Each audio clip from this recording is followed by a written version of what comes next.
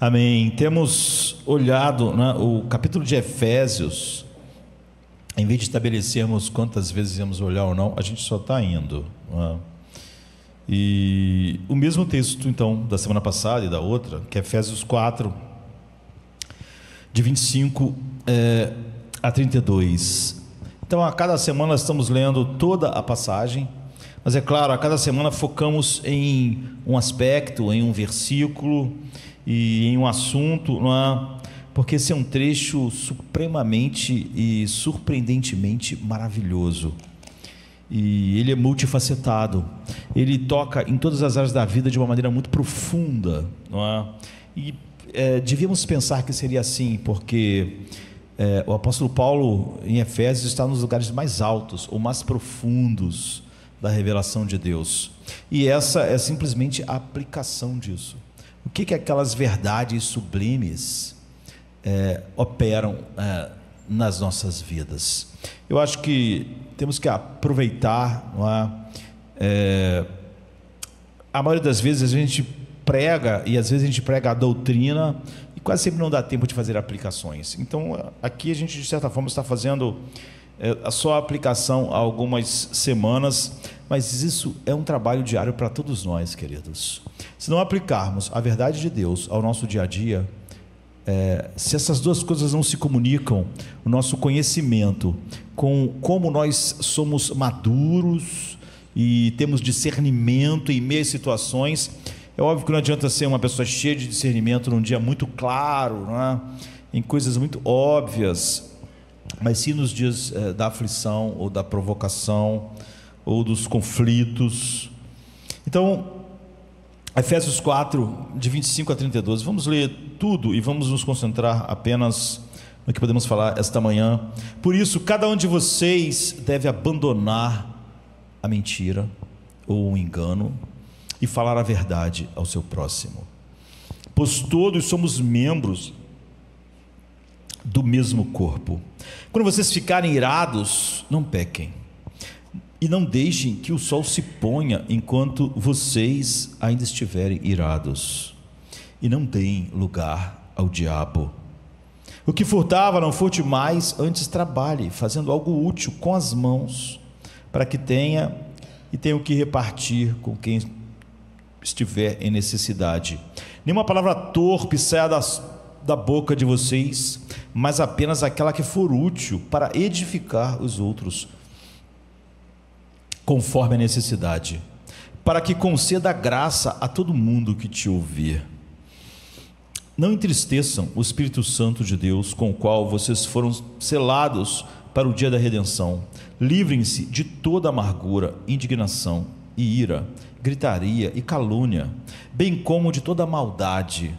Sejam bondosos e compassivos uns para com os outros, perdoando-se mutuamente, assim como Deus os perdoou em Cristo. Então, a gente tem visto que o propósito dessa passagem é mostrar, na verdade, Paulo fala sobre se despir do velho homem e se revestir do novo. Esse é o que está sendo feito. Você vê que então não há aqui uma lista de coisas para você pensar, olha, nisso aqui eu tenho problema, naquilo eu não tenho. Não. Você está falando de algo de maneira holística aqui, não é? Ou você está se despindo de todo o velho homem e se revestindo de todo o novo homem, ou não é? E é a respeito de se despir do velho e se revestir do novo que ele está falando quando começa a fazer as aplicações. Então, os versículos 22, 23 e 24, que a gente olhou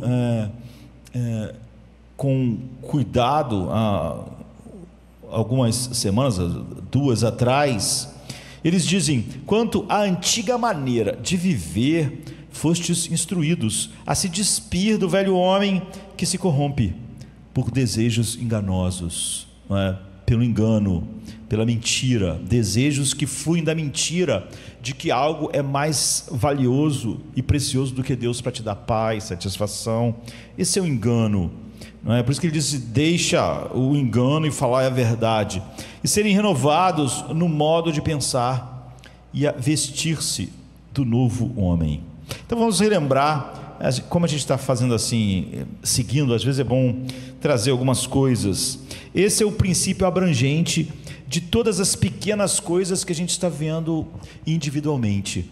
Nós não podemos olhar essas coisas como uma coisa em si mesma, sobre a ira, sobre a amargura, porque nós vamos ver que Paulo vai tratar de todas as relações, marido e mulher, pais e filhos, esposa e esposo, empregado, patrão, e casamento, e ele vai tratando de todas as coisas, aplicando o que é se revestir do novo e se despir do velho em todas essas coisas, até que ele vai subindo até chegar na nosso grande embate, que são contra os principados, potestades, nos lugares celestiais, e ele vai então nos ensinar até ficar firme no dia mau contra esses poderes da maldade nas regiões celestiais, e havendo feito tudo, ficar firmes. Ou seja, é a vida vivida à luz do Evangelho, que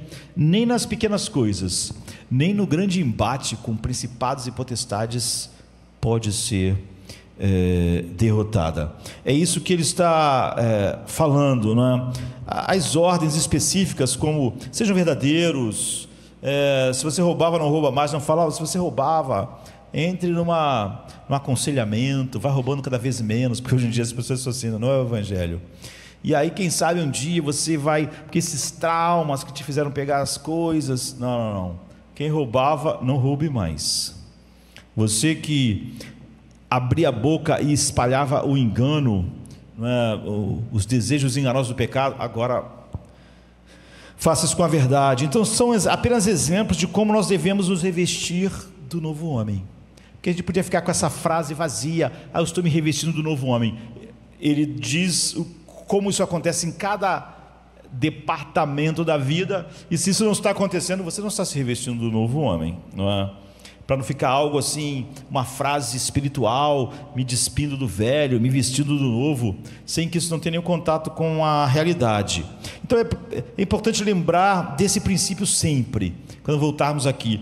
Ele está falando sobre se despir do velho, se revestir do novo. Então perceba que há uma frequência no que Paulo fala, não só em você deixar algo, porque como ele está falando sobre se despir, então ele podia ficar só nessa coisa: pare com isso, pare com aquilo outro, você tem que se despir disso aqui, você tem que se despir daquilo lá, e se despir, não, mas ele está falando sobre se despir e se revestir. Então sempre há duas coisas quando ele coloca aquele assunto. Ele diz, sempre há esse despir-se e revestir-se. Então ele não diz só, abandonem a mentira, mas falem a verdade. Você vê, não basta eu abandonar os desejos enganosos que me fazem expressar a mentira na minha vida, porque isso seria o despir. Mas se isso ficasse por aí, seria só uma ética, não é? Mas ele diz, abandone a mentira, despiu. Falem a verdade, se vestiu. Não basta deixar algo, não é só algo negativo, porque não é um despir-se das velhas coisas, mas um se vestir da nova. Então abandone a mentira, se despindo do velho homem. Falem a verdade, se revestindo do novo. Então diz para abandonar, não roube, mas trabalhe com as mãos, dê duro, e para você ter o suficiente, ainda ser generoso, em vez de querer caminhos fáceis, não é? Então ele diz, abandone a fala destrutiva. E isso podia acabar aqui, ó. Não fale nada que cause problemas, não fale algo que expresse o engano do pecado, ou então o engano do seu coração. Não fale, controle-se, não fale, não. Deixai a fala destrutiva e fale algo que edifique as pessoas.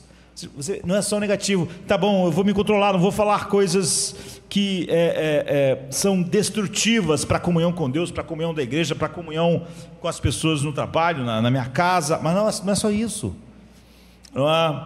Abandone a fala destrutiva, mas falem de uma maneira que os que ouvem sejam abençoados. Não basta não falar de forma destrutiva, não basta cessar a calúnia, a intriga. Fale algo que edifique as pessoas. Por quê? Porque esse despir-se, não fale algo que gere calúnia, fofoca, gritaria, ele vai dizer, mas fale algo que todos os que ouvem sejam edificados. Ou seja, se você se despir, você vai só ficar nu. Você tem que se revestir do novo. Deixem de falar algo destrutivo e falem algo construtivo. Que no ambiente do seu trabalho, o seu falar seja construtivo e não só não destrutivo. Na sua casa, na comunhão dos irmãos. Então ele diz, abandonem toda a ira. Isso é despir-se. Ele podia ficar aqui e falar, se você conseguiu, isso é ótimo, mas não, porque isso não é o Evangelho. Você vê, só se despir de toda a ira, irá e não pecar, não, ele diz, não, você deve abandonar a ira, a amargura e se revestir de perdão para com os outros. Não basta o negativo, você lidar com a ira, mas você tem que lidar positivamente, tendo um coração compassivo, perdoando-vos uns aos outros. Então a questão que precisamos sempre lembrar, e eu vou repetir isso a cada semana, é que se olharmos para os detalhes do ensino cristão, eles não parecem tão diferentes em poucos aspectos, eu não direi todos, mas em vários aspectos. Eles não são muito diferentes de outros sistemas éticos. O sistema ético chinês de Confúcio, e o sistema ético grego, e o sistema humanista, também vai dizer, não roube, não minta, mentir vai causar problemas, olha, não fique amargurado. Bem, você pode encontrar de maneira geral algumas dessas coisas.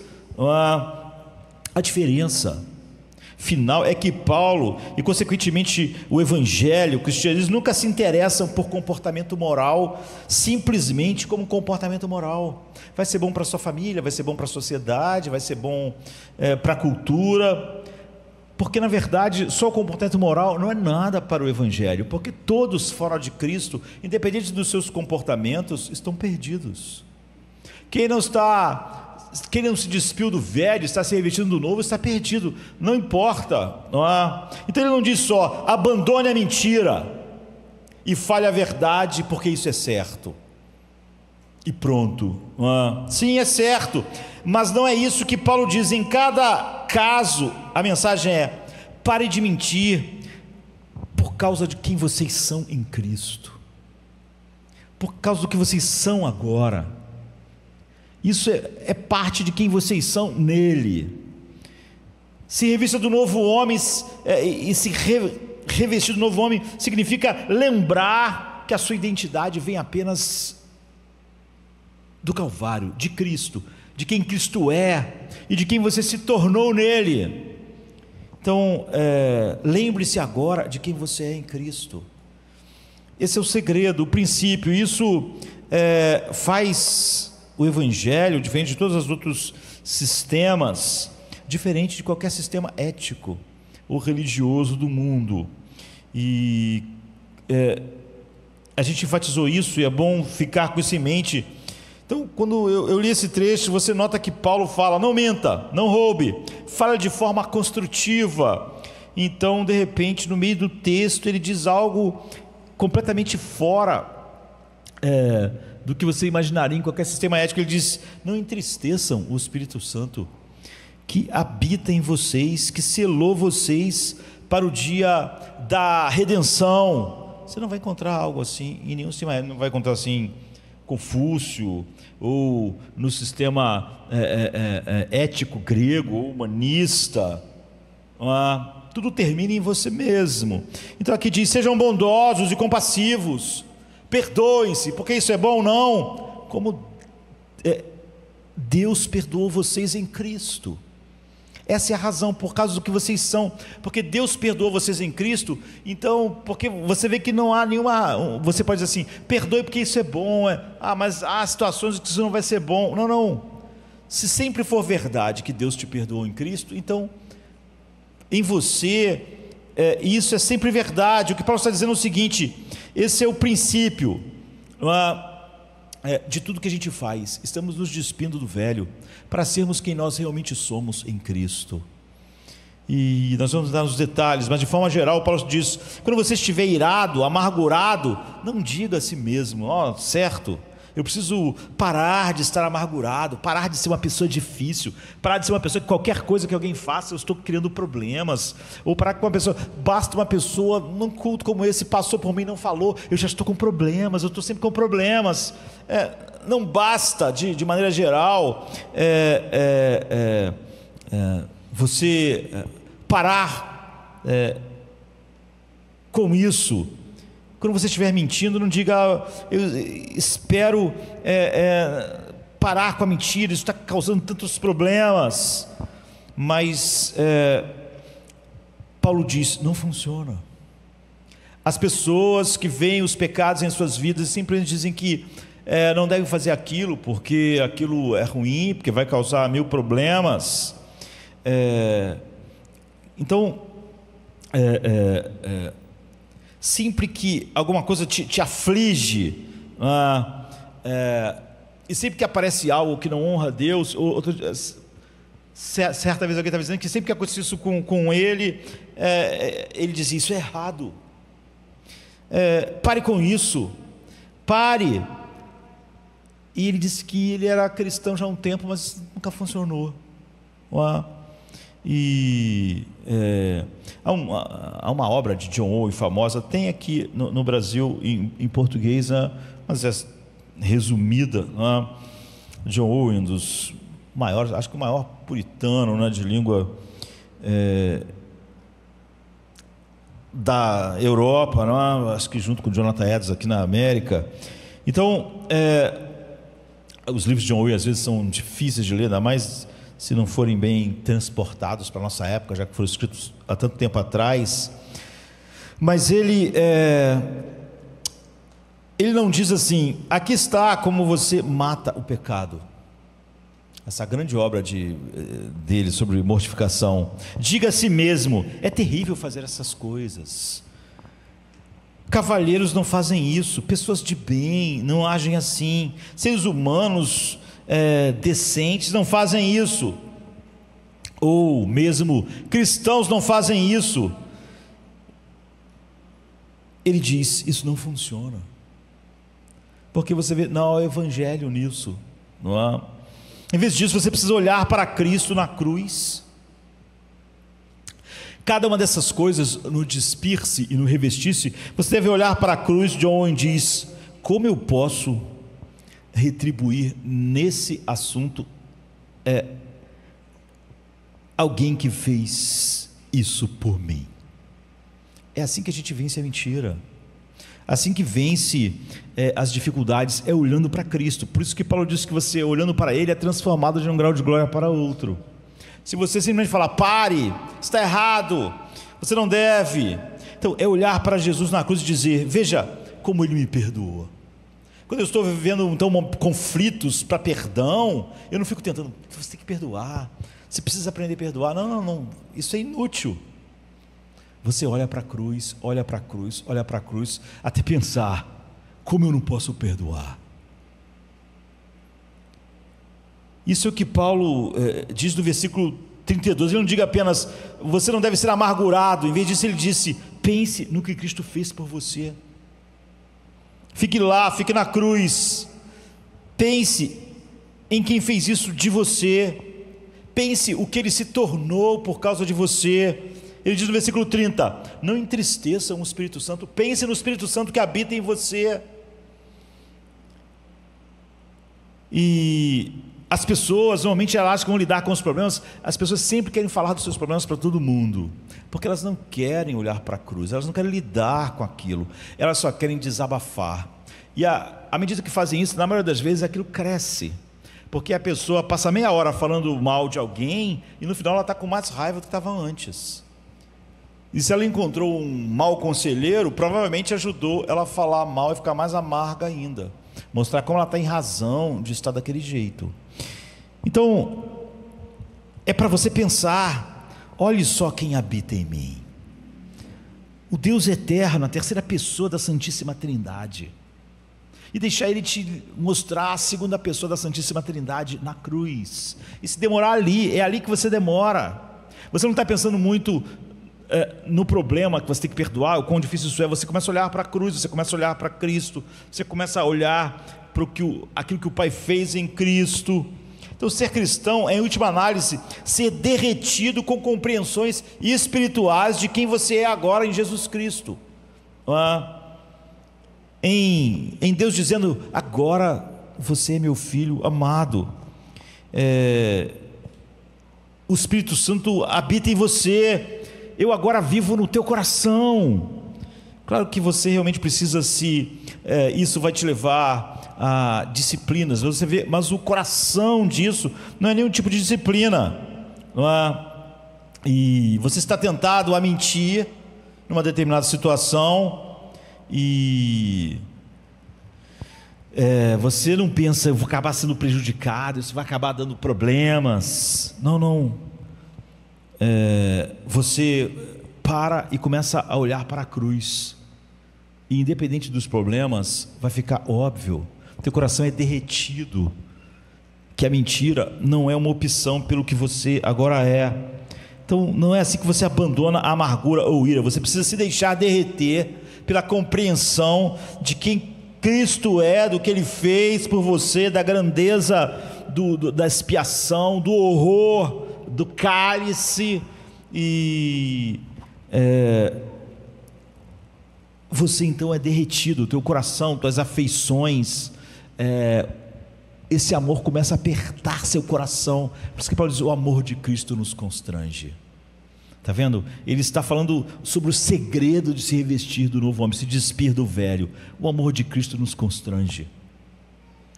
Se Ele morreu por nós, é para que nós vivamos para Ele.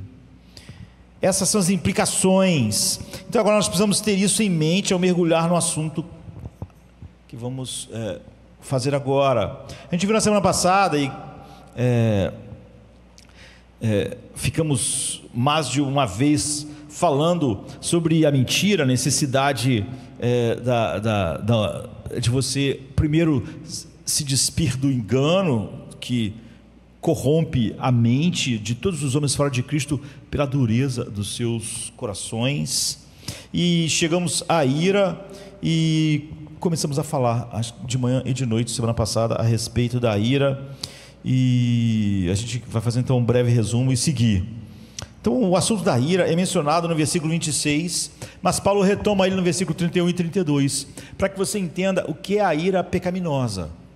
Nós vimos que mesmo a ira que não é pecaminosa te deixa num estado vulnerável, e que você, mesmo a ira correta, você não deve deixar o sol se pôr sem resolver aquilo, porque você não deve dar lugar ao diabo. Mas Paulo no 26, depois no 31 e 32, ele volta a falar sobre o que é a ira pecaminosa. Então é óbvio que aqui, apesar de a gente ter o texto e tem outros assuntos juntos, a gente, quando está falando sobre a ira, trata ele pulando às vezes para você esgotar esse assunto até passar para outro. Então ele diz: quando vocês ficarem irados, não pequem. Não deixem, ou irai-vos, mas não pequeis, que é melhor. Não deixem que o sol se ponha enquanto ainda estiverem irados, e não deem lugar ao diabo. Isso seria dar lugar ao diabo. Ou seja, mesmo quando você abre a porta para a ira justa, outras coisas podem entrar por essa porta. É um estado que exige atenção. Aí ele continua lá, voltando ao que é a ira pecaminosa: livrem-se de toda amargura, indignação e ira, gritaria e calúnia, falar, não é, para um para outro, bem como de toda maldade. Sejam bondosos e compassivos uns para com os outros, perdoando-se mutuamente, assim como em Cristo Deus os perdoou. É óbvio que aqui você vê aquilo que nós falamos: se vai se despir Você deixa a ira pecaminosa, não deixa nem a ira que não é se pôr sobre você, mas você também se veste. Não é? Então nós acabamos na semana passada mostrando que Satanás tem propósito. Quando ele diz não dê lugar ao diabo, Satanás tem objetivos para fazer você guardar o rancor. E de acordo com o versículo 27, é isso que Satanás está observando. Ele adora a lacuna chamada rancor, e mesmo quando a porta é aberta por uma ira justa, não pecaminosa, ainda assim o diabo pode entrar. Se houver alguma maneira de Satanás ajudar você a guardar rancor, pode ter certeza, quando você estiver com rancor, ele é o teu parceiro, ele está lá, sempre está. Não importa se ele usa pessoas, usa seus próprios pensamentos. Você sabe, quando Jó estava numa situação miserável,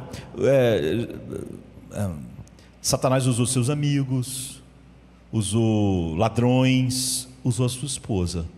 Não importa. A pessoa que nós mais amamos, nós temos que ver quando o que está sendo pela sua voz é Satanás e não palavras que edificam. E você pode pensar assim, ai, que pesado, né? Quer dizer que minha esposa pode falar, quando a mulher de Jó falou para ele, não importa quantos anos eles eram casados, já tinha um monte de filhos, né?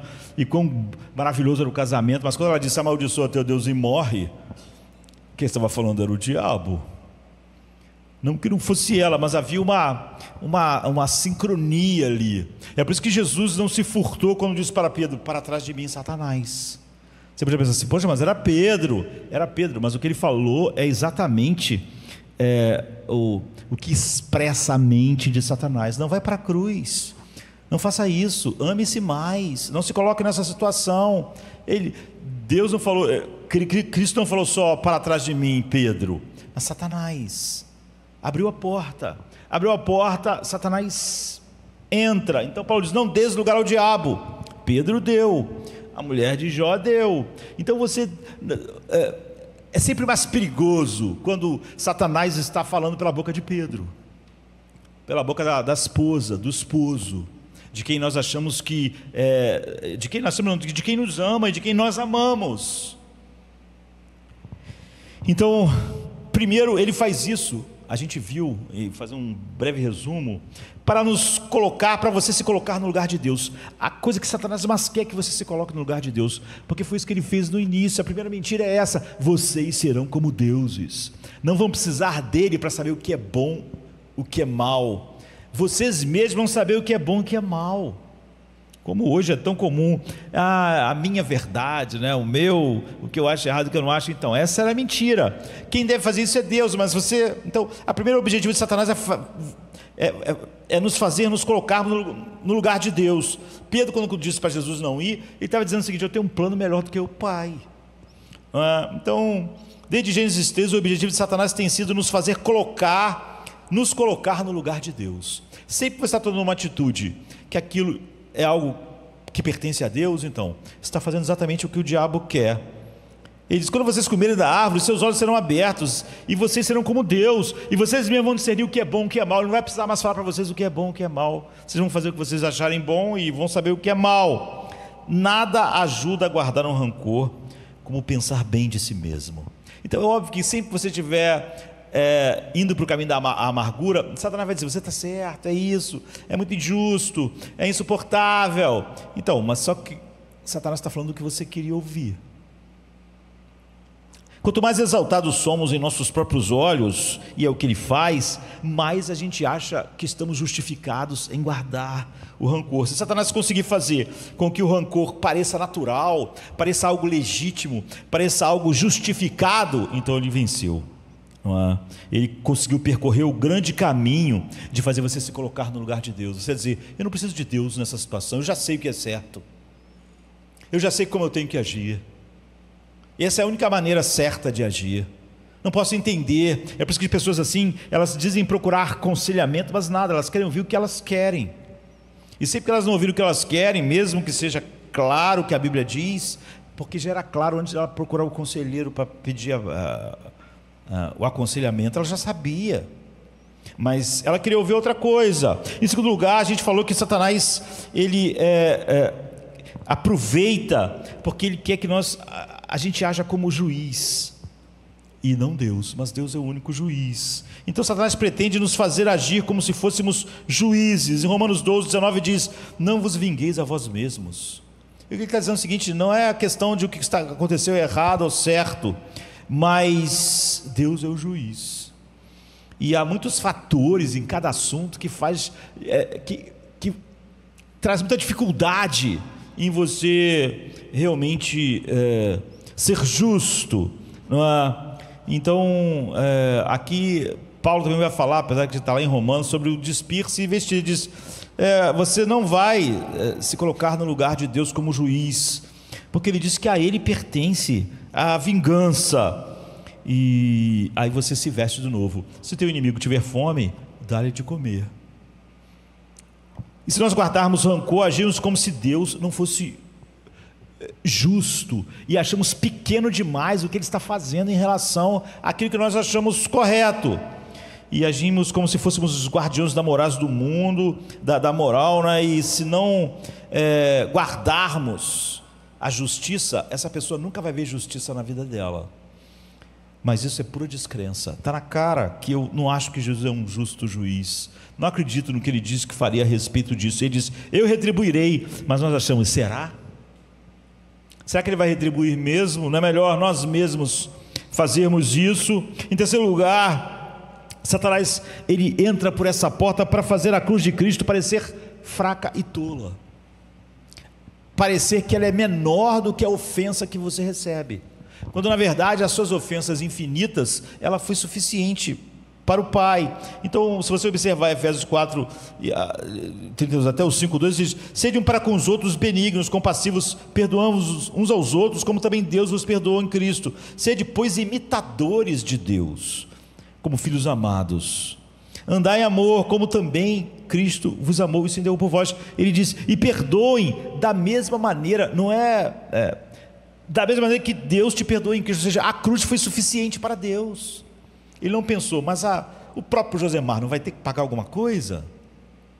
Não é suficiente o meu filho beber o cálice. Aquilo foi suficiente para Deus. Perdoe como Deus perdoou em Cristo. E o poder que nos liberta de guardar rancor é que na cruz de Cristo Deus satisfez sua ira contra nós e a abandonou. Então Paulo abandonou essa ira ao derramar sua ira sobre Jesus e abandonando ele. Então Paulo diz: perdoai como Cristo vos perdoou. Nós anulamos a cruz cada vez que guardamos rancor. É isso que Paulo está dizendo. Você vê então como, quando ele fala para perdoar, não é só porque é bom, não é só porque é melhor, senão vai dar mais problema. Não, ele está em lugares muito mais elevados. Nós agimos como Deus, como se Deus tivesse feito uma tolice na cruz, e pensamos: a cruz é tola, alguém ser perdoado por causa da cruz é tolice. Só que é nisso que está sustentado as nossas vidas. Se a ofensa de alguém é tolice perdoar por causa da cruz, então nossas imensas tolices e pecados, iniquidades, é uma tolice a cruz pregarmos para todo mundo que Deus, por causa dela, nos perdoa. E em quarto lugar, o diabo entra por essa porta para cultivar desunião no corpo de Cristo. A gente viu Provérbios 15:18, o homem de temperamento explosivo provoca contendas, mas o paciente, o benigno, o compassivo, ele acalma a contenda. Então não há nenhuma desculpa para nós alegarmos temperamento ou qualquer outro processo em nossos corpos para não ser. Nós estamos falando de coisas espirituais, que não tem nada a ver com o nosso temperamento, nem com os nossos processos bioquímicos. E em João 17:23 a gente viu, Jesus diz que a unidade na igreja é uma das maneiras de evidenciar que nós estamos nos revestindo, nos despindo do velho e nos vestindo do novo. E é óbvio que, se isso é verdade, Satanás tem um grande interesse que isso não aconteça. Em quinto lugar, ele entra por essa porta para esmagar os cristãos que pecaram e se arrependem mas que nós não achamos o suficiente. Então ele diz em 2 Coríntios 2,7 para alguém que tinha cometido um grave erro, e a igreja o perdoou, mas Paulo diz assim: então vocês devem se voltar para perdoá-lo e confortá-lo, ou ele pode ser dominado por excessiva tristeza, não segundo Deus, não é? Então eu imploro que vocês reafirmem o amor de vocês por ele, porque esse é o Evangelho, não é? Então os fardos da vida às vezes tão grandes, e que o rancor de alguém, às vezes, eu disse, é a gota d'água, não é? E você pode então trazer danos sem fim em alguém que no meio do arrependimento, imagine Pedro chorando amargamente, e as pessoas irem lá, não é? e despejarem amargura sobre ele. E em sexto lugar, a gente viu que o diabo faz isso, ele entra por essa porta para ajudar você a se destruir.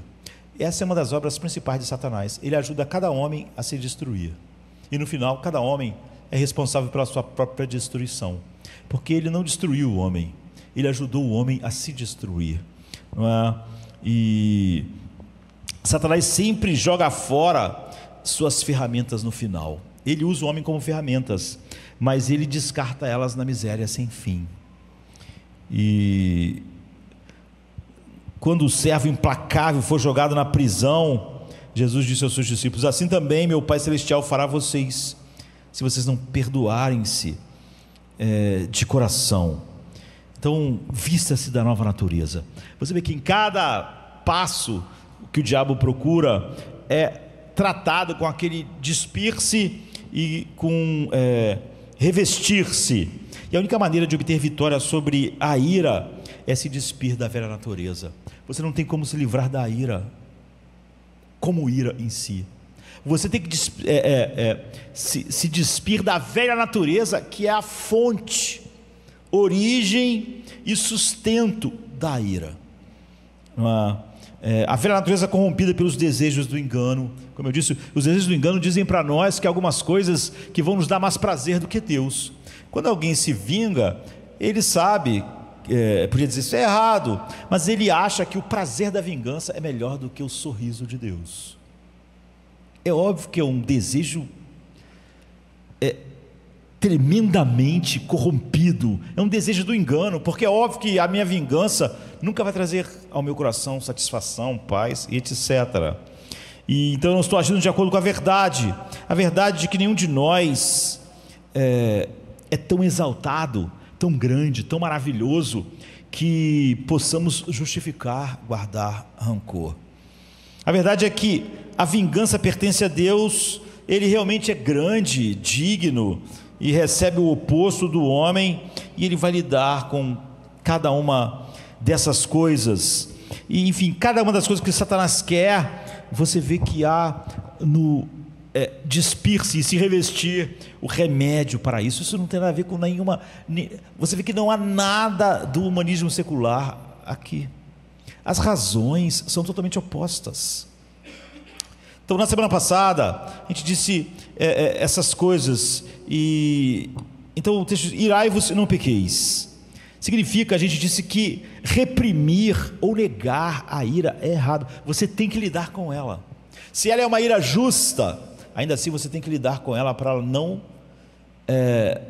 você não deixar o sol se pôr sobre ela também. Sobre a outra então nem se fala, né? E nem deixar a porta aberta para o diabo. Você não pode simplesmente fingir que não está irado, ou que aquilo não aconteceu. Você tem que lidar. Paulo diz: irai-vos, é um imperativo. Aí, em algumas coisas, o irar-se é até a única maneira correta de lidar com determinada coisa, não é? Mas você pode pensar: o que eu tenho que fazer é controlar a minha ira, porque eu preciso ser uma pessoa civilizada. Alguns dizem: olha, você pode extravasar a ira, mas cristãos não são assim. Cristãos controlam a ira.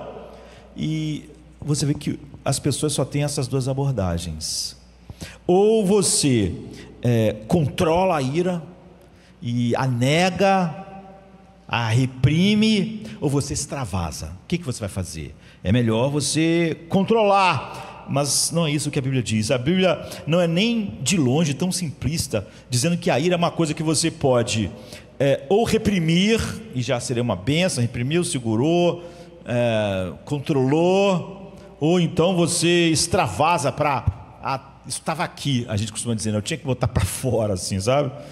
Então, a Bíblia não diz uma coisa nem outra, ela diz que se essa for a sua compreensão sobre a ira, você vai ter problemas. Não importa se você segurar ou se você extravasar, você vai ter problemas do mesmo jeito. Está lidando não biblicamente. O livro de Hebreus, em Hebreus há um alerta para termos cuidado para que nenhuma raiz de amargura permaneça brotando em nossos corações e contamine a muitos. Isso significa que você não deve negar sua ira, porque se você negar, se você reprime, se você só se controla, não é? Se você acha que cristãos não podem se irar de maneira nenhuma, você só ia pensar que o controle é a coisa, não é? E você vai negar. A gente tende a negar os problemas que vemos no coração. Em vez de lidar com a inveja, a gente vive a vida inteira dizendo que nunca sentiu inveja. Em vez de lidar com orgulho, a gente tenta dar outro nome ao orgulho. Então, assim, aquilo está fadado ao fracasso. Porque como eu posso me despir e lidar com as coisas que eu nego?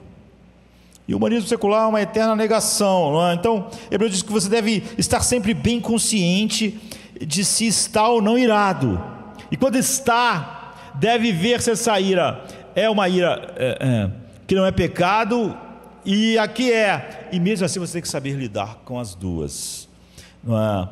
Se você não tiver consciência, a Bíblia diz, vai lhe causar problemas, ela vai contaminar você. Você pode reprimir, mas ela vai ser uma semente dentro de você e vai gerar frutos. Ela vai te contaminar. Portanto, reprimir a ira é errado. Ou seja, não detectar ela em nossos corações é um problema. Simplesmente ser uma pessoa controlada, uma pessoa que não consegue não explodir. Então, isso não tem nada a ver com o que está sendo ensinado. Não tem nada a ver com o Evangelho. Muitos cristãos ensinam que você não pode se irar. É por isso que qualquer estratégia contra qualquer pecado é simplista. As estratégias para a juventude, ludar a juventude, vida adulta, velho, com pornografia, as pessoas têm um monte de regras, é inútil, porque não contém o Evangelho. Então, você pode começar a dar outros nomes à ira, e é muito comum, porque a ira, a amargura, o ressentimento é algo que as pessoas querem dizer que elas não estão lá. Então elas dizem, eu estou deprimido, porque hoje em dia, então, dizer que está deprimido não é tão ruim assim. Estou deprimido, então dê outro nome. Ou então as pessoas dizem, eu estou chateado, e talvez você não ache muito sério um cristão ficar chateado. Então você diz, eu estou muito preocupado, eu estou tão preocupado. Então você pode pensar, cristãos se preocupam, então, mas a pessoa nunca diz, eu estou com raiva, eu estou ressentido.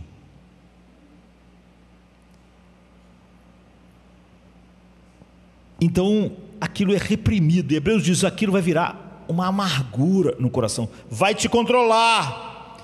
Então existe o irai-vos, que é uma ordem, no sentido de que aquilo que é mal, que não é contra o meu ego, mas contra Deus e a verdade, deve tirar de nós um sentimento adequado, não é? Contra o que é mal, e ainda assim você deve ser sábio. E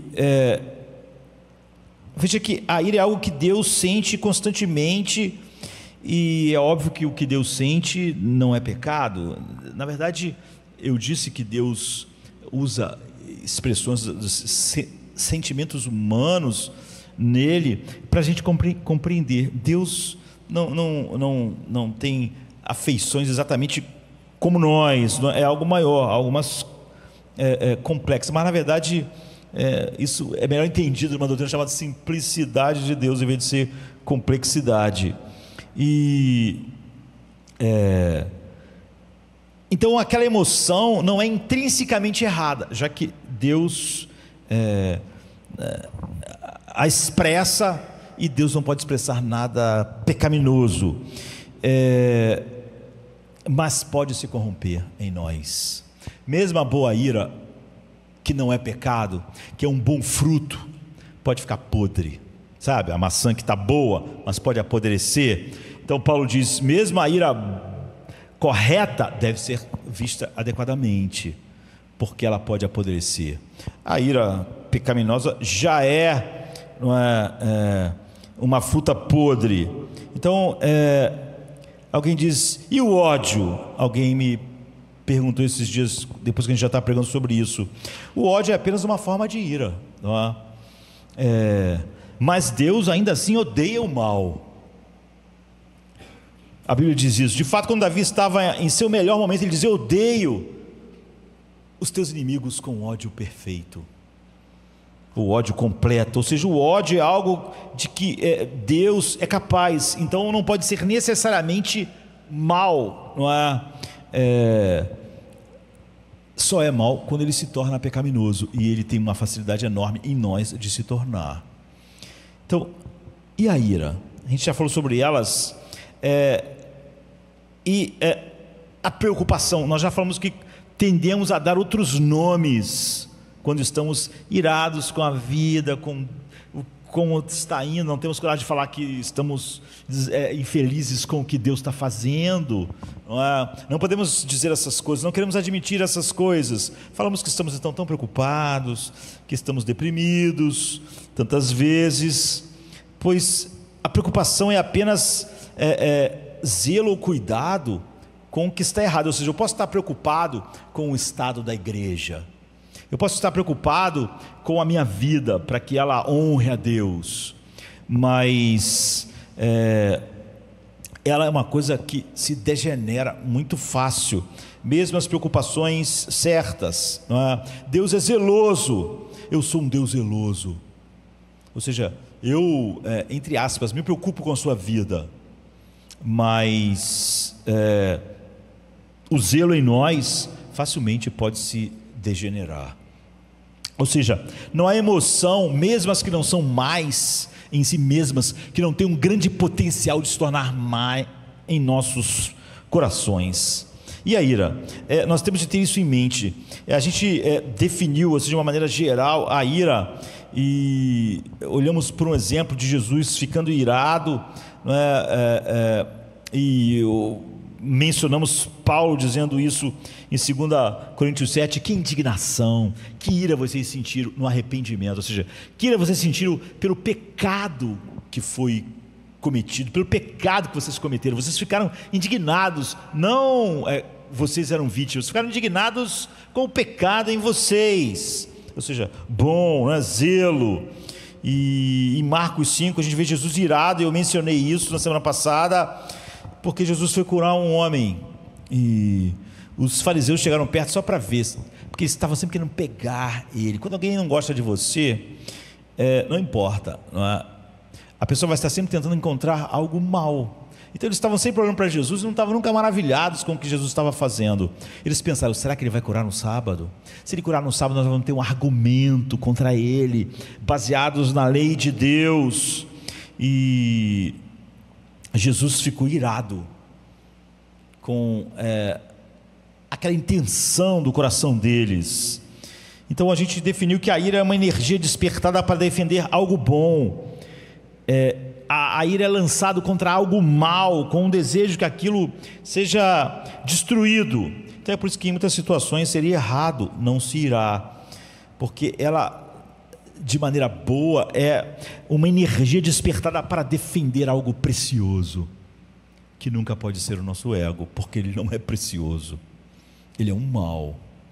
Então, se você vê algo maravilhoso sendo ameaçado e não se ira, então se você vê o nome de Deus desonrado em tudo, no mundo, e isso não te causa nada, então, isso mostra o teu estado de coração completamente escurecido. Deus se ira todos os dias, todo o tempo, a Bíblia diz, por quê? Porque Ele é bom, porque Ele é santo. Na verdade, quanto mais bom, justo, santo, puro e amoroso você for, mais você terá objetos corretos que despertam ira. Mas eu estava mencionando Martin Luther King, que foi um pastor, mas foi péssimo, né? Como pastor, e tudo que ele ensina era realmente horrível. Mas como alguém que lutou por causas sociais, ele conseguiu algumas coisas muito importantes. Mas como pastor, ele era teologia liberal e negava verdades essenciais no Evangelho. Horrível.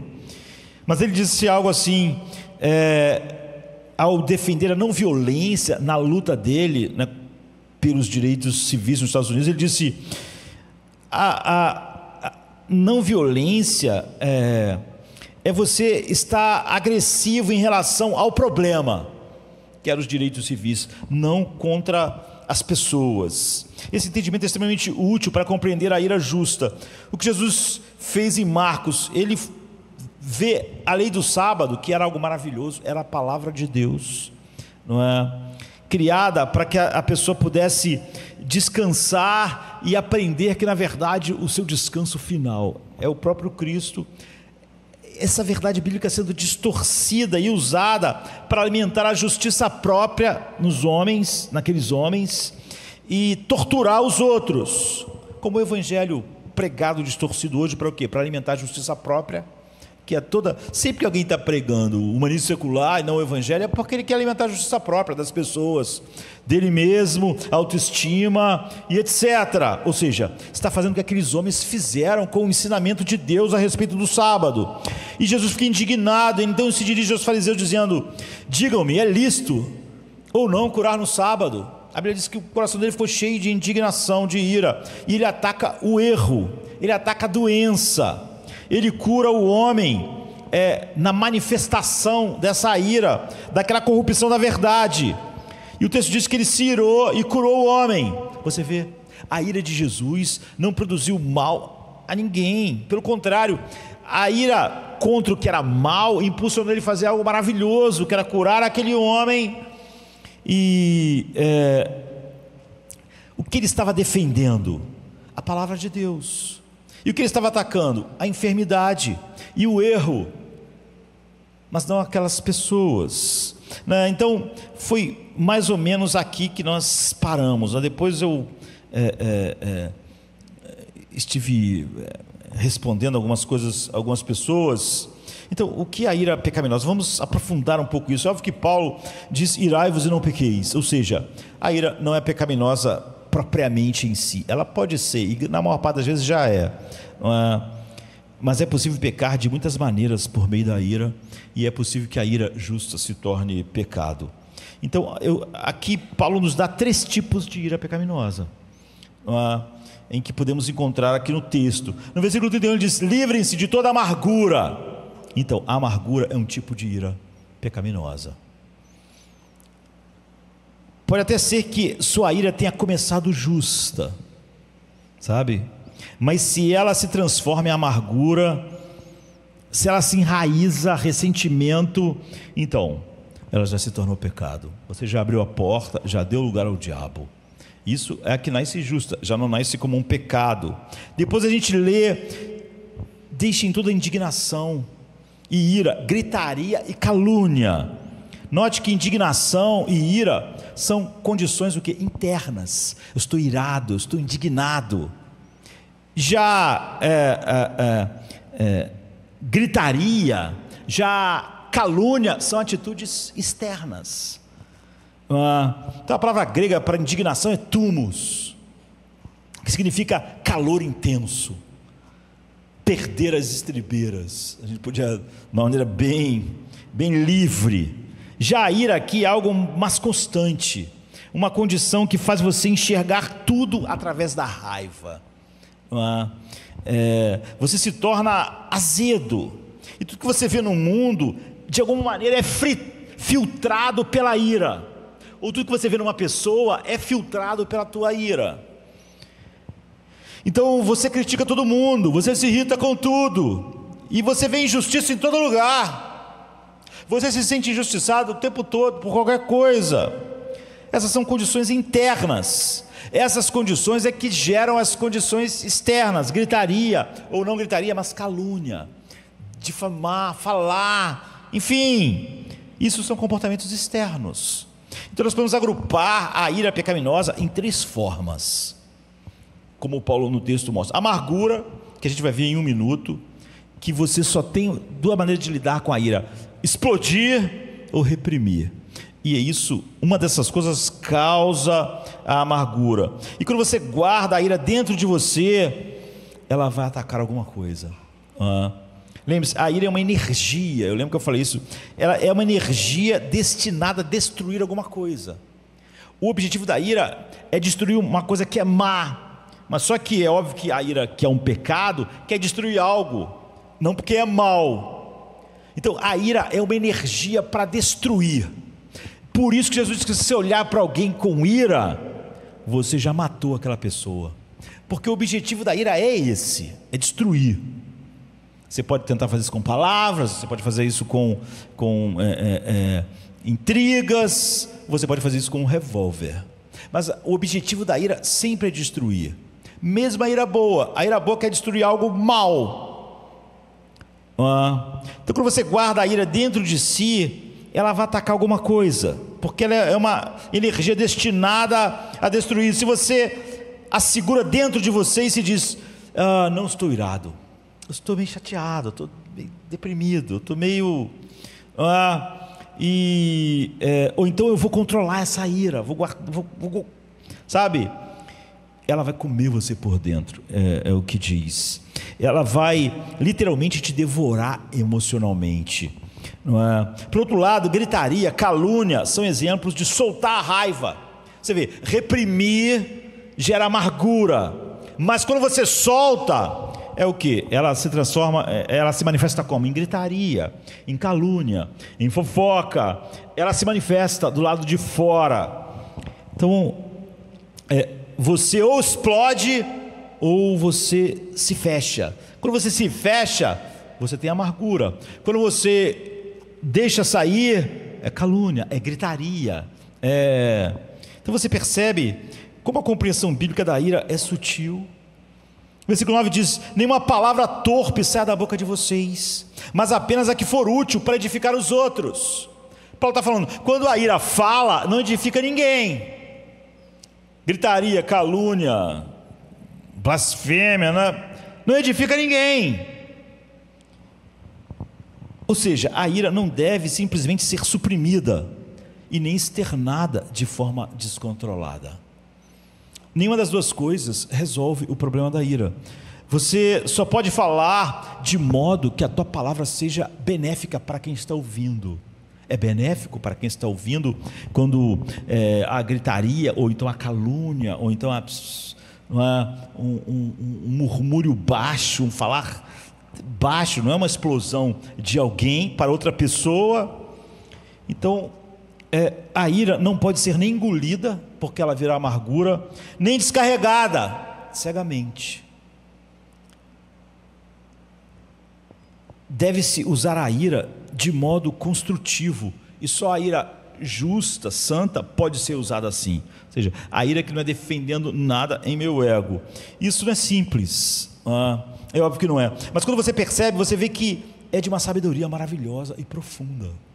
Você não vai encontrar isso em mais lugar nenhum. Vão dizer: olha, bota para fora, ou então aguente, seja estoico, trave o dente. E isso é maravilhoso, não é? É assim que a Bíblia ela é muito mais profunda do que qualquer ideia que o homem tem para lidar com qualquer coisa em si mesmo. E a gente lembra que a gente deu um exemplo de um pai lidando com os filhos, ou a mãe, enfim. Você perde a cabeça com o seu filho, com seus filhos, porque você está defendendo algo, não é? E você então ataca para defender. É a essência da ira. E você pode verificar se ela é justa e construtiva. A gente falou de maneira rápida, fazendo perguntas para você, não muitas, 2. Você deve, quando estiver irado, você deve sempre pensar: o que eu estou defendendo? O que verdadeiramente eu estou defendendo? Porque a ira sempre está defendendo algo, não é? E deve perguntar: o que eu estou atacando? Ou seja, a minha ira está defendendo algo, está atacando algo. A pergunta minha, quando o sentimento vem, é: o que eu estou defendendo? O que eu estou atacando? Porque a ira sempre se manifesta em defesa de alguma coisa. Jesus está virado com os fariseus, defendendo a palavra de Deus, que estava sendo distorcida, não é? Então, imagine, a gente deu um exemplo bem comum, porque para a gente ver como isso é comum nas pequenas coisas e nas grandes. É o que faz grandes tragédias e coisas diárias que revelam aquele o velho homem que deve ser despido. Então, a ira se manifesta defendendo algo. E, por exemplo, a gente trouxe a ideia de um pai, não é, que tinha alguns planos, e porque os filhos estão agindo de uma maneira que está atrapalhando os filhos pequenos, ele perde a paciência. Então, o que ele está defendendo? Na maioria das vezes é a sua própria agenda. Ele tinha uma agenda, ele tinha feito um plano.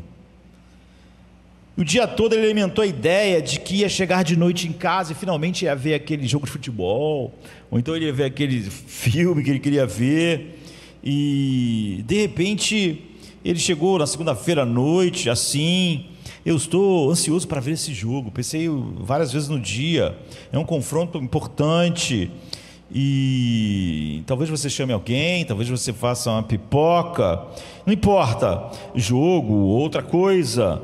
Então, quando os filhos desobedecem, brigam ou já está na hora de dormir, eles não foram, então você explode. Por quê? Isso pegando uma coisa bem pequena, bem básica, né? Porque você sente que está sendo atacado. E o que está sendo atacado? É o teu conforto, é a tua agenda de passar uma segunda-feira à noite tranquila, ou um sábado, ou sexta, né? Tranquila, vendo o jogo que você imaginou.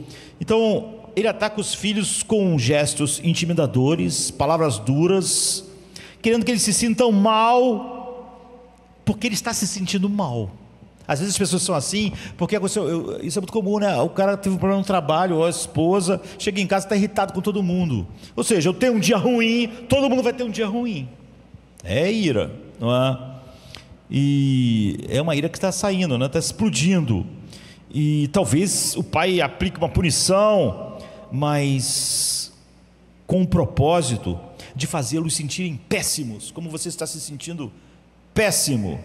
Então, o que o pai cristão médio faz quando percebe que errou feio? Ele parte para o outro extremo, que é reprimir. Não vou aguentar, não vou deixar essas crianças me tirar do sério. Seria mais ou menos isso, não é?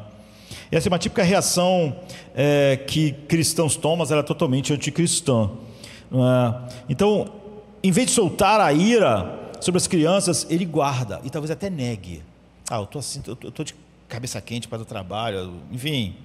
Então, em alguns casos, o pai até sente vontade de gritar, de dar um berro, mas ele se segura. Ele fica remoendo a raiva, e isso em qualquer assunto, não é? Ele remove a raiva, e há muitas maneiras de você remoer raivas na sua vida. Você pode remoer a raiva em depressão, ou então em desalento silencioso, ou em desânimo, e de repente depois a esposa pode perguntar ao marido, ou o marido à esposa: o que houve? O que está acontecendo? Por que você está assim?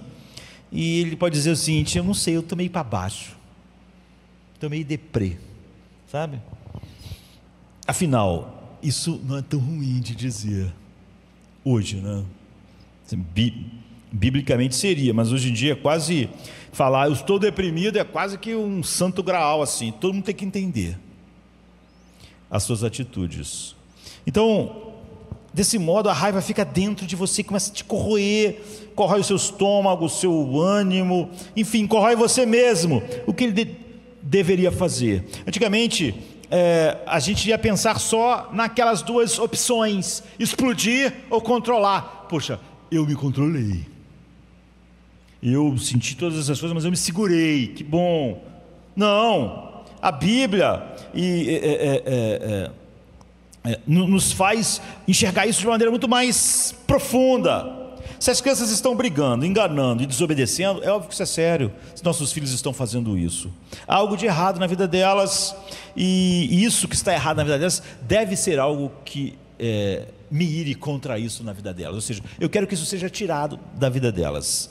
E se eu não fico irado com isso, eu não corrijo, nem instruo eles não percebem a seriedade do que é viver assim. Isso vai se espalhar pela vida deles.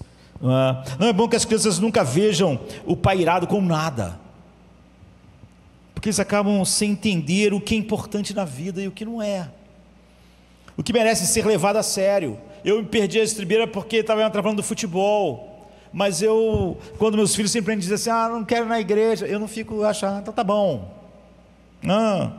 Então o que o pai precisa fazer é primeiro perguntar a si mesmo, o que eu estou defendendo?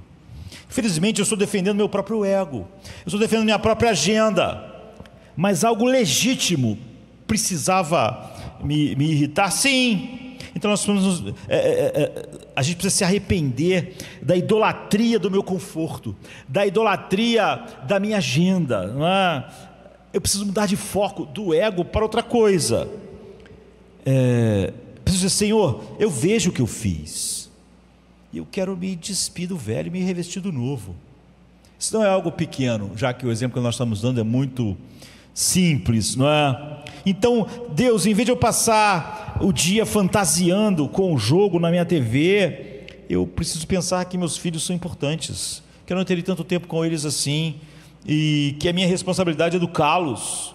É fundamental identificar realmente aquilo na vida deles que precisa ser tirado. Não é? Isso não tem nada a ver com a minha agenda e o meu conforto. Enganar, mentir, brigar é algo destrutivo na vida deles. Enquanto a minha agenda, a minha pequena agenda não é algo importante. Então depois que eu faço isso, eu posso me voltar para as crianças e, de forma geral, pedir desculpa por ter explodido, e me arrepender por ter dito coisas para intimidar e para fazer elas se sentirem simplesmente mal, porque naquela hora, por causa daquilo, eu estava me sentindo mal, por causa do que aconteceu no meu trabalho, não importa. Mas então eu devo acrescentar, ainda há um problema a ser resolvido. Eu me arrependi da minha própria atitude por ter defendido algo errado ao perder a minha paciência, mas também estou chateado com isso e isso. Não é? Explico porque brigar, mentir, enganar são coisas sérias, e isso vai ser toda uma espécie de empecilho na vida com Deus e criar todos os problemas que isso cria. Então eu ataco o problema, eu uso minha indignação com seriedade, disciplina, instrução, mas com apelos amorosos, não é? E às vezes com disciplina. Eu odeio esse comportamento, e não é eu contra vocês, mas é juntos nós contra um hábito destrutivo. Não é eu defendendo a minha pequena agenda que vocês estavam perturbando. Isso faz toda a diferença. Agora, sendo honesto, isso não é nada fácil de fazer. É muito mais fácil as outras duas abordagens: reprimir ou explodir e ter uma justificativa para isso. Requer que você, ao sentir raiva surgindo, ainda tenha lucidez para perguntar: o que eu estou defendendo? Pode ser na igreja, pode ser em qualquer lugar. O que eu estou defendendo? Deus, a glória, a honra de Deus, é o que eu estou defendendo. E o que eu estou atacando? Essas são duas perguntas só. Não é tão difícil assim lembrar delas, mas é difícil ter a sensatez em momentos agudos. O ideal é que, assim que a raiva surja, você já faça essa análise. Se arrependa do que for egoísta, ou seja, do que tiver a ver com o teu ego. Reconheça o que realmente é importante para defender e direcionar teu desagrado contra aquelas coisas que são dignas de uma ira justa. Mas se você não conseguir fazer essa análise antes de explodir, terá que voltar depois. Terá que corrigir isso com seus filhos, com seus amigos, com quem for, não é? Mas você nunca pode simplesmente reprimir ou simplesmente explodir, ou dar outros nomes. É que eu estou meio para baixo, eu estou meio deprê, não é? Às vezes você estará tão alterado que nem conseguirá ver isso imediatamente. Mas você tem que fazer isso, o apóstolo Paulo diz. E o certo é fazer isso antes que o sol se ponha, antes que você entre em outro dia. Então é preciso treinar, diminuir o ritmo, fazer análise. Não é só eu estou com raiva, vou me controlar. Isso já passou do limite, eu vou explodir. Essas duas opções, só alguém que não tem a mente cativa ao evangelho pensa que é a maneira de se lidar com a ira. Se você explodiu ou reprimiu por um dia inteiro contra um amigo ou um cônjuge, por exemplo, é preciso se arrepender e dizer: sim, eu fiquei em silêncio, mas de forma nenhuma eu lidei com a ira, com o meu desagrado. Eu dei outros nomes, fiquei amuado, fiquei deprimido, fiquei desanimado. E você realmente vê o que precisa ser atacado, mesmo quando há um mal, como eu mencionei Luther King, o problema e não a pessoa. E você pode dizer: caramba, isso é muito sutil, e por ser sutil é difícil. Lembre-se, obedecer é difícil, e para quem você é, desobedecer é impossível, no sentido de que é contra o que você é em Cristo, contra o novo homem do qual você quer se despir. Então nunca traga essa coisa do difícil. A santidade é uma coisa difícil no mundo caído, mas é o que nós somos chamados para viver. E o poder do evangelho, a habitação do Espírito e o que Jesus comprou na cruz é suficiente. Mas não é, você vê, não é, Senhor, eu estou orando para tu tirar essa ira de mim. Não, Deus está te dizendo como lidar com ela. Despir-se, você precisa se despir do velho homem. Não é pedir: Deus me tira o velho homem. Não, é algo agora que você é novo, Deus fez você novo, você agora vai se despir. E só existem essas duas alternativas para nós. Obedecer é muito difícil, desobedecer é devastador, está contrário a que eu sou em Cristo. Então é insustentável eu ter paz, comunhão com Cristo e manter isso. Então obedeça. Mas uma coisa assim, é muito difícil. Isso é um crescimento gradual, ou seja, é um amadurecimento. E eu vi alguém mostrando umas árvores um pouco diferentes. Às vezes no inverno as folhas das árvores caem e nascem outras, mas existem uns tipos de árvores que não acontece assim. As árvores ficam, as folhas secam, mas elas não caem. Elas ficam lá, e até que a primavera, quando começa as novas folhas nascer, só aí que a nova folha empurra a folha seca para fora. E eu diria que essa é uma boa maneira de você entender a mudança cristã que Paulo está mostrando aqui. Você pode tentar mudar com força de vontade, com algumas estratégias, mas a abordagem cristã é diferente. Deve haver uma vida que está se despindo da velha. Você não se desce para receber a nova vida, você recebe a nova vida e essa vida começa a empurrar para fora. Você começa a se despir do velho homem. Então você precisa estar constantemente em adoração, constantemente em oração, constantemente no estudo da palavra, e através dos meios de graça você vai crescendo, e o caráter de Cristo surge e começa a empurrar. É isso que está despindo o velho homem, é a nova vida. No entanto, Paulo diz que para você não tolerar esse tipo de ira em sua vida, ira pecaminosa, amargura, raiva, maldade, explodir ou reprimir, está tudo errado. Ele não manda apenas orar e pedir a Deus que remova. Pare com isso. Ele não diz: aquele que roube, ore a respeito disso, para que Deus tire a vontade de roubar, para que você que rouba e não trabalha, sinta a vontade de trabalhar. Ele diz: quem roubava, não roube mais.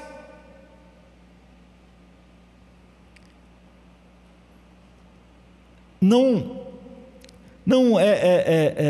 tolere isso na sua vida: ira pecaminosa, amargura, raiva, maldade, maledicência, sabe? Não é explodir ou reprimir.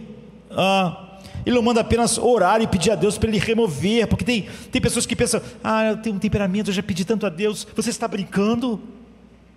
Você não está se despindo do velho homem? Você está pedindo a Deus, mas você não sabe o que Ele falou a respeito? O Espírito Santo não habita em você.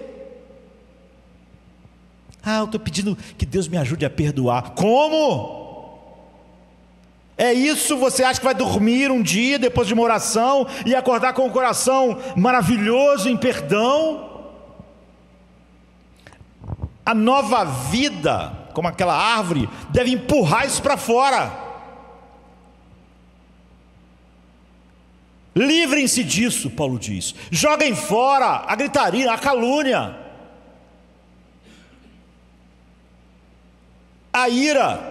Joguem fora a ideia de reprimi-la, joguem fora a ideia de expressá-la. Ele é enfático, não diz apenas ore a Deus e espere Deus agir. Não, livrem-se disso, se dispam disso. É o que a vida faz.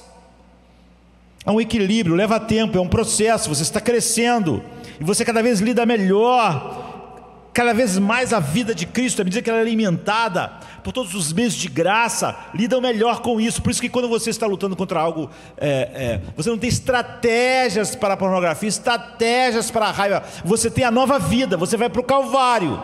Então, há ainda uma última forma de ira pecaminosa, não é? Que é a amargura. Livrem-se de toda a amargura. Você vê como ele está dizendo: livrem-se da amargura. Não é orem a respeito disso, peçam a Deus que tire a amargura do coração de vocês. Livrem-se disso. Então a amargura é manter alguém em dívida pelo pecado. Talvez sua ira até tenha começado justa, mas ela se estabeleceu em você. Você deixou ela se pôr, o sol se pôr sobre ela. Ela então ficou lá reprimida. A amargura é o desejo contínuo de ver outra pessoa sofrer ou passar uma angústia por causa daquilo que foi feito a você. Então, o sinal de que você está amargurado é continuar querendo que a pessoa que o ofendeu seja punida, seja derrubada. Aconteça alguma coisa com a vida dela que você diga: está vendo? É isso. Tem hora que a justiça chega.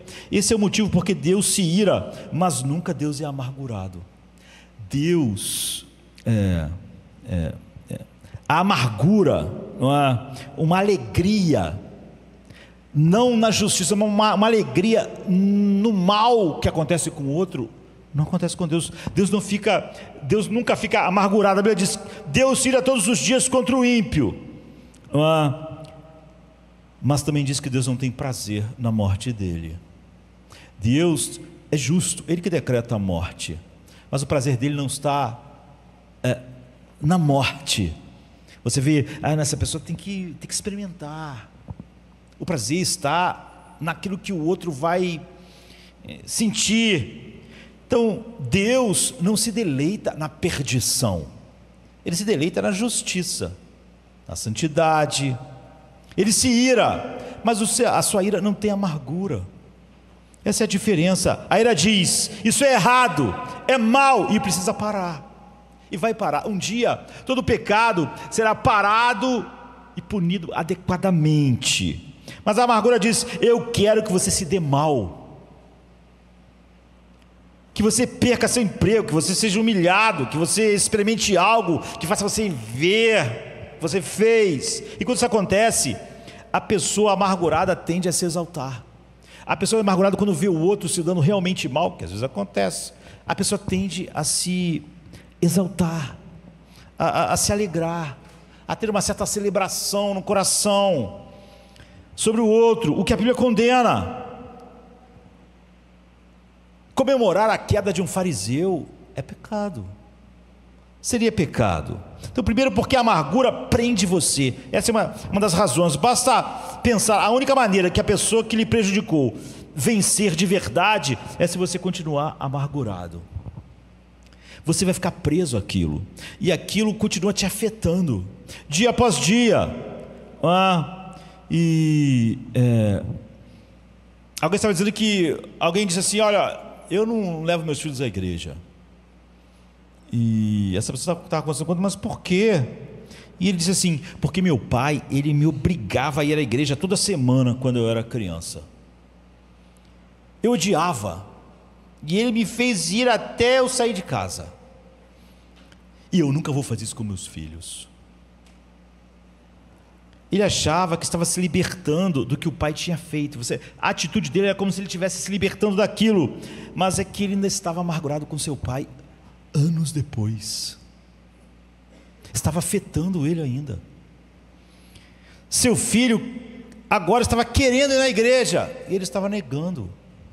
Ou seja, ele ainda estava sendo controlado pelo que o pai dele tinha feito anos atrás. É o que a amargura faz. O outro motivo de não alimentar a amargura é que ela contradiz o comportamento de Cristo em relação a nós. Paulo diz aqui: perdoando-se mutuamente, como Deus os perdoa em Cristo. Você conhece a frase, não é, que muitos oram: ó, perdoa as nossas dívidas, assim como nós perdoamos aos nossos devedores. É mais fácil falar frases do que pensar muito a respeito delas, não é? Sem entrar em exegese, que farei outro sermão, significa que um coração que não perdoa é um coração que não foi perdoado, não experimentou o perdão. Não quer dizer que ele não falou perdão e falou que foi perdoado, mas ele não experimentou. Se você não consegue perdoar, é porque não sente o perdão. Há 3 situações possíveis aqui. Algumas pessoas não perdoam porque, na verdade, não acham que fizeram nada de errado mesmo. Outras são arrogantes, nunca se arrependeram dos seus próprios pecados, e por isso é óbvio que não perdoam. Quando você está amargurado com alguém, há um senso de superioridade. Eu sou melhor que essa pessoa. Qual o pecado que nós achamos imperdoável? É porque você diz assim: eu nunca faria isso, e como eu nunca faria, eu acho imperdoável. Mas C.S. Lewis dizia: você deve perdoar o imperdoável, porque é assim que Deus te perdoou. Você só acha que algo que alguém fez é imperdoável porque você sente que é superior, que você sente que você nunca faria. Sabe, você é meio igual Pedro: ainda que todos te abandonem, eu não te abandonarei. Eu jamais faria algo assim. Então é imperdoável. Agora pergunte a Pedro, depois de trair a Jesus, se ele pensava, se ele se sentia superior, se ele, quando se visse a mesma coisa, diria: eu jamais faria isso. Não é? Ele chorou amargamente. Outros não perdoam porque não se sentem perdoados, porque não querem o perdão como o Evangelho concede. Você sendo alguém que não merecia o perdão e totalmente mal, sendo perdoado por graça simplesmente. Tem gente que quer ser perdoado, mas quer sentir que de alguma maneira ele merece aquilo. Ele ficou muito contrito, ele orou demais, as lágrimas dele merecem o perdão. No fundo, ambas as coisas surgem do orgulho, não é? E não há nada mais sem sentido do que essa coisa comum que virou: você precisa perdoar a si mesmo.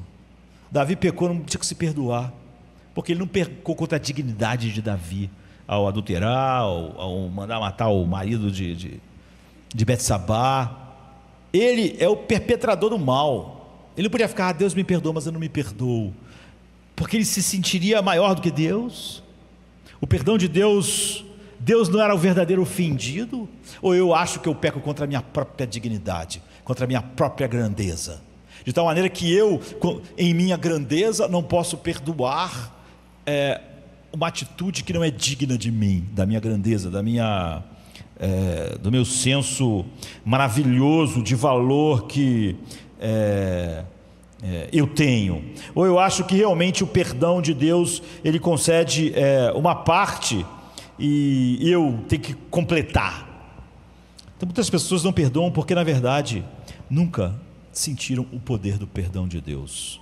Como Paulo disse: se você se lembrar, é por isso que, se você não consegue perdoar, o que a pessoa deve fazer é ir para a cruz.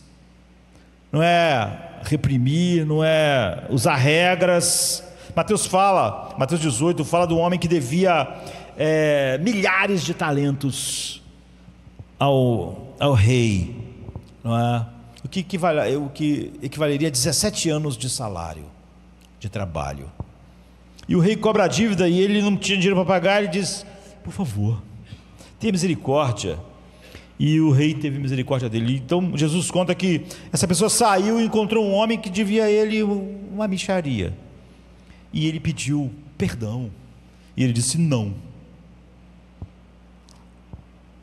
e mandou prender aquela pessoa que devia a ele. E Jesus completa dizendo assim: servo mau, eu perdoei a sua dívida. Você não deveria ter misericórdia do teu conservo que te devia muito menos? Então o rei lança na prisão, e Jesus conclui assim: assim também vosso Pai Celestial fará com você, caso cada um de vocês não perdoe de coração o seu irmão. Porque Deus perdoou, como C.S. Lewis diz, o imperdoável em você. Se você sente que não consigo perdoar, você não existe uma estratégia, você tem que ir para a cruz.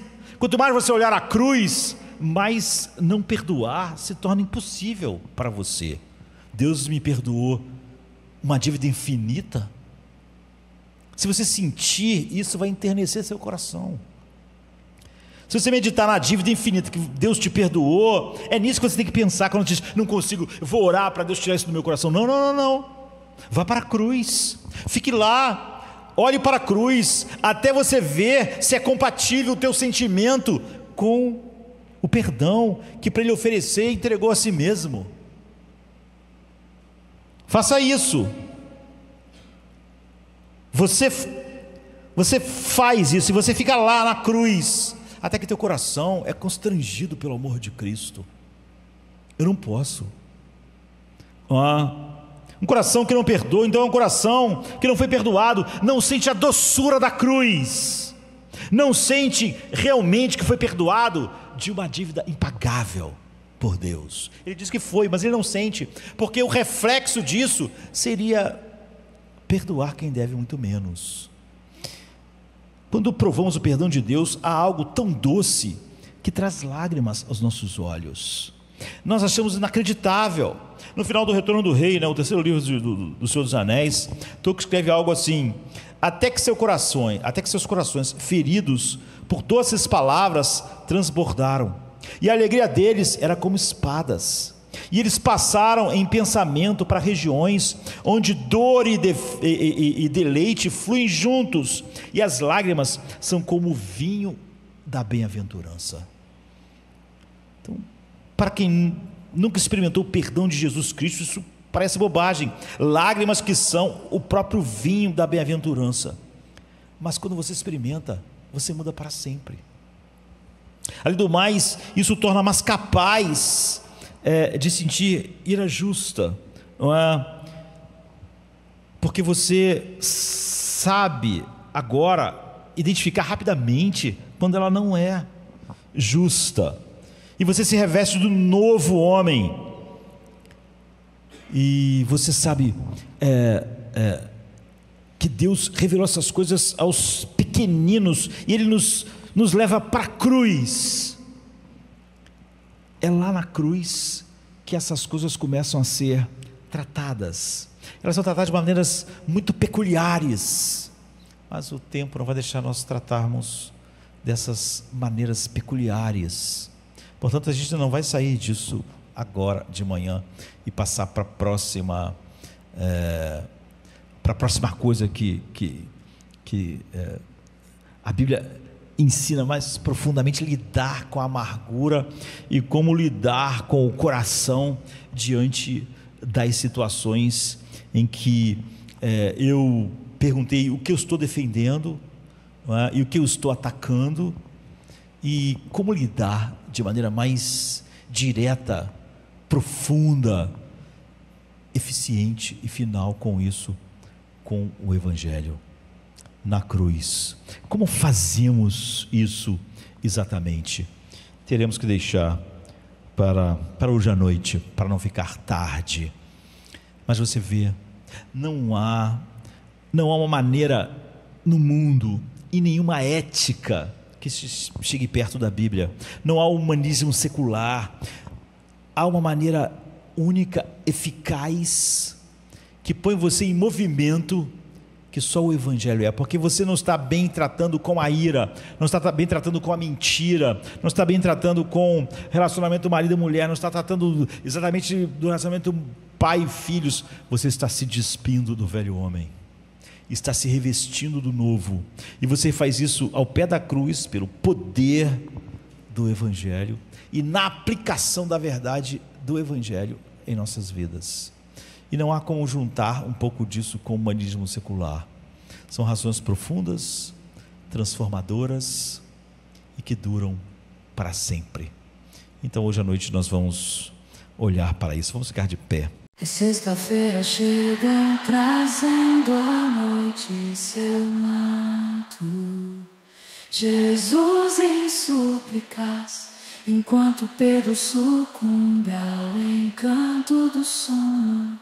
Judas, com seu beijo, selou o destino. Traição que esboça o pranto no silêncio da noite. A esperança parece se esconder, mas o eco do domingo aos poucos começa a nascer. Pilatos em sua indecisão, o sinédrio em conspiração, a turba em escárnio desconhece a ressurreição. Discípulos fugitivos, corações partidos, Maria em lágrimas, Pedro nega, o galo canta anunciando amanhã que tarda. É sexta-feira, clama a criação, mas o domingo se anuncia, trazendo redenção. Nosso Salvador, sob o peso da cruz, caminha entre a multidão que zomba, sua santidade diminui. A coroa de espinhos, o sangue que escolhe marcas de amor infinito. É sexta-feira, mas a esperança do domingo não está tão distante. Elevado na cruz, entre criminosos a dor se faz presente. O véu se rasga, a terra treme, o céu escurece, um silêncio envolvente.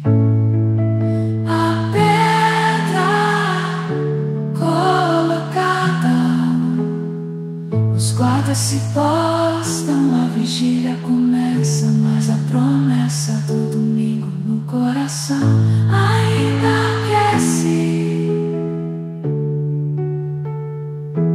É sexta-feira, mas não é o fim. Domingo vem aí com vitória sem fim. A escuridão parece reinar, a morte sorri, certa de sua vitória.